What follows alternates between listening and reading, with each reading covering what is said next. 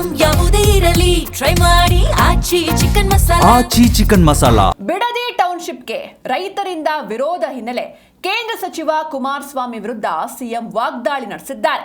ನನ್ನನ್ನ ಜೈಲಿಗೆ ಕಳುಹಿಸಲು ಪ್ರಯತ್ನ ನಡೀತಾ ಇದೆ. ಜೈಲಿಗೆ ಹೋಗಿ ಬಂದ್ಮೇಲೆ ನಾನು ಸಿಎಂ ಆಗಿದ್ದೇನೆ. ನನ್ನ ಕೇಸನ್ನ ಸುಪ್ರೀಂ ಕೋರ್ಟ್ ವಜಾ ಮಾಡ್ತು. ತಾಯಂದಿರ ಆಶೀರ್ವಾದದಿಂದ ಸಿಎಂ ಆಗಿದ್ದೇನೆ. ಈಗ ಮತ್ತೆ ನನ್ನನ್ನ ಜೈಲಿಗೆ ಕಳಿಸೋದಕ್ಕೆ ಹುನ್ನಾರ ನಡೀತಾ ಇದೆ ಅಂತ ಕೇಂದ್ರ ಸಚಿವ ಕುಮಾರಸ್ವಾಮಿ ವಿರುದ್ಧ ಸಿಎಂ ಡಿಕೆ ವಾಗ್ದಾಳಿಯನ್ನ ನಡೆಸಿದ್ದಾರೆ. ಬಿಡದಿ ಟೌನ್ಶಿಪ್ಗೆ ರೈತರಿಂದ ವಿರೋಧ ವ್ಯಕ್ತವಾಗ್ತಾ ಇದೆ. ಈ ಹಿನ್ನೆಲೆಯಲ್ಲಿ ಇದು ರಾಜಕೀಯವಾಗಿ ಸಾಕಷ್ಟು ಚರ್ಚೆಗೆ ಕಾರಣವಾಗ್ತಾ ಇದೆ. ಈ ಸಂದರ್ಭದಲ್ಲಿ ಸಿಎಂ ರಿಯಾಕ್ಟ್ ಮಾಡಿದ್ದಾರೆ.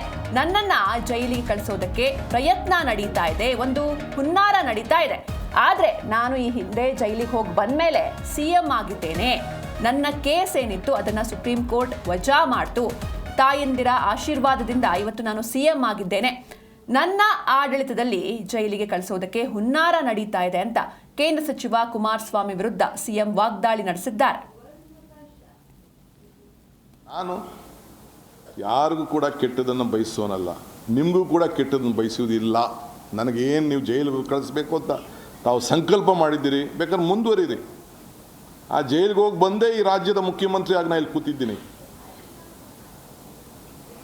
ಜೈಲಲ್ಲಿದ್ದಾಗ ಜನ ಯಾವ ರೀತಿ ಈಚೆ ಬಂದರು, ಯಾವ ರೀತಿ ನನ್ನ ಪರವಾಗಿ ನಿಂತ್ಕೊಂಡ್ರು, ಏನೇನಾಯಿತು ಅಂತ ಕೂಡ ನಾನು ಕಣ್ಣಲ್ಲಿ ಆ ದೃಶ್ಯಗಳನ್ನು ನಾನು ನೋಡಿದ್ದೇನೆ.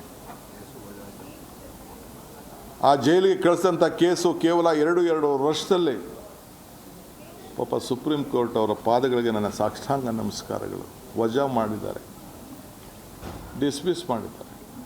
ಇರಲಿ, ನೋವು ಅನುಭವಿಸೋ ನಾನು ಆ ಕೋಣೆಯಲ್ಲಿ ಏನು ಅನುಭವಿಸಿದೆ, ನನ್ನ ಕುಟುಂಬ ಅನುಭವಿಸ್ತು. ನನಗೋಸ್ಕರ ನನ್ನ ತಾಯಂದಿರು, ಇಡೀ ರಾಜ್ಯದ ನನ್ನ ತಾಯಂದಿರು, ಯುವಕರು, ಹಿರಿಯರು ಕಣ್ಣಲ್ಲಿ ನೀರು ಹಾಕಿ ಪ್ರಾರ್ಥನೆ ಮಾಡಿ ನನ್ನನ್ನು ಜೈಲಿಂದ ಕರ್ಕೊಂಡು ಬಂದರು. ಆದರೆ ನಾನು ಯಾರಿಗೂ ಕೂಡ ಕೆಟ್ಟದನ್ನು ಬಯಸೋನಲ್ಲ, ನಿಮಗೂ ಕೂಡ ಕೆಟ್ಟದನ್ನು ಬಯಸುವುದಿಲ್ಲ.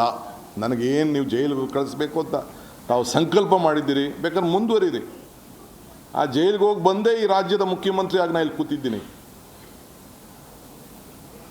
ಜೈಲಲ್ಲಿದ್ದಾಗ ಜನ ಯಾವ ರೀತಿ ಈಚೆ ಬಂದರು, ಯಾವ ರೀತಿ ನನ್ನ ಪರವಾಗಿ ನಿಂತ್ಕೊಂಡ್ರು, ಏನೇನಾಯಿತು ಅಂತ ಕೂಡ ನಾನು ಕಣ್ಣಲ್ಲಿ ಆ ದೃಶ್ಯಗಳನ್ನು ನಾನು ನೋಡಿದ್ದೇನೆ.